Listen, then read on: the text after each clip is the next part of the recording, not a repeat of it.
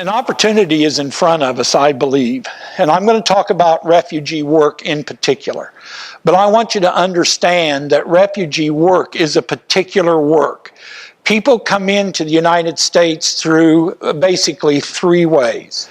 They come in through immigrant status. And you probably know an immigrant family that has come into the United States, which you apply for visas, get visas. When you get to the United States, then you're agreed that you could be here for a certain period of time, and then you apply for other specific paperwork which would allow you to work, allow you to get a green card, you've heard that phrase, and then move on to citizenship. Then we have groups that are illegal immigrants, and that's people who are coming into the United States that are undocumented. The next group that comes into the United States, the group that I particularly want to talk about, is refugees. Refugees are a growing number of people around the world. The largest refugee camp in the world right now just formed this summer. They're fleeing out of Syria. They have been displaced because of war. That's one way you become a refugee. Another way you become a refugee is because of your religion. And there are countries that if you're of a certain religion, you either move or die. Here's what happens. Family persecuted, seen relatives killed, come to a refugee camp, get to know neighbors, you bond. Next day, wake up, neighbor's gone. Where did they go? Oh, they went to Denmark. Do you think that the Christian church, then down to us, the Seventh-day Adventist Christian church, do you think we have any responsibility to help these people when they immigrate to the United States? I'm going to tell you the number one way you can minister to a refugee. If you don't do this, all the other refugee work you're going to do isn't going to mean much. Number one way you can minister to a refugee is go be their friend. Just be their friend. Invite them into your home and you go to their home. And you eat their food, let them eat your food. If refugee work is going to become a mainline ministry in the I-Missouri Conference, that isn't going to happen because the conference voted that. That's only going to happen if church members decide they're going to do it.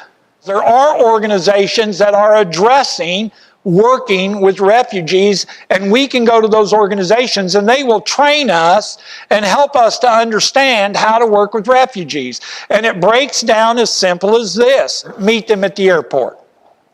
From the airport, drive them to an apartment. Show them how to unlock the door.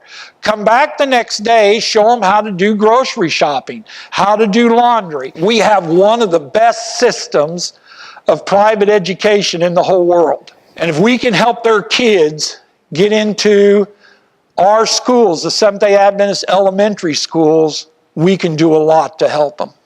Well, I just wondered, so I went to the other conference officers a year ago and I said to them just what I said to you and said, do you care if I raise any money? I could raise some money to see if we could get some refugee kids into school. And they said, well, what are you thinking about? I said, well, I'd like to try for $50,000. They said, yeah, I'll try it. So I made about 6 phone calls in a day and a half and had the whole $50,000 committed. I want to know who what you to play good later.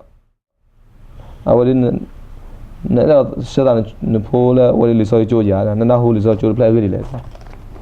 Now who is to play heck if I would have played by you know, decided to send my kid to Adventist school, I believe, not only for their education, I do believe that they will grow spiritually. The tuition cost is a big concern for me personally. It's very costly, and when I heard about this plan of a tuition assistant, it's kind of relief, and I'm really happy. Without the assistant, I don't think I can send 3 of my kids to Adventist school. And if there is no assistance, they have to go back to public school, and that is very sad. Well, right now, 10% of the young people in our education system in the Iowa Missouri Conference are refugees. We can help with elementary education, but we can't do that alone. What it's going to take is all of us pulling together. Secondly, I've learned in many of the refugee camps that people know the date they're going to immigrate. What would it be if we had workers that would work in those refugee camps who could find the names of the people who are going to immigrate to the United States and the dates, and send those names and dates to us, and we can own the ministry of meeting them at the airports by contacting the churches closest to the places of the airports they're going to come to. What would it be if we had a house in the refugee camp that had a washer and dryer, stove, a Western bathroom, and we began to hold classes in that house so they could learn to use those appliances before they immigrated? I mean, wouldn't you find that helpful?